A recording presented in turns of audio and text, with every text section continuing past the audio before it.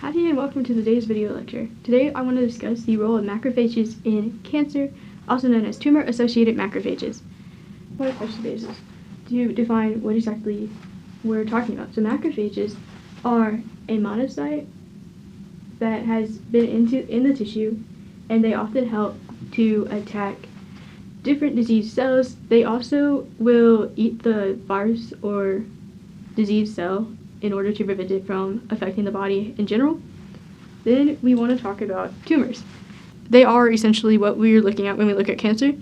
They are a collection of cancer cells that has proliferated to the point that is able to send out different hormones to enable the vascular system to come and attach itself to the tumor and then affect the other parts of the body. That's why we see different cancer cells within different regions that they don't make sense to be in.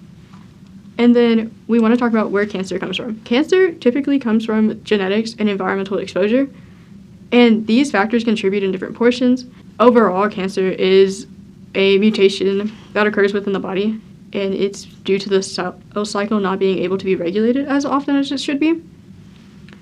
So then, where exactly do our macrophages come in play? Our macrophages come in play because they are able to manipulate how different immune cells recruit. So we have two types.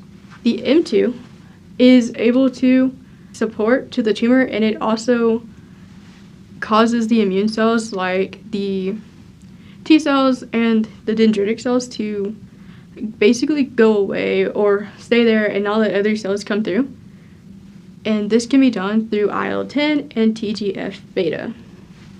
We also have the M1 cells, which are typically inflammatory, and this isn't as commonly used by the cancers. We've seen more often that it's M2 due to benefit that comes with recruiting different cells better.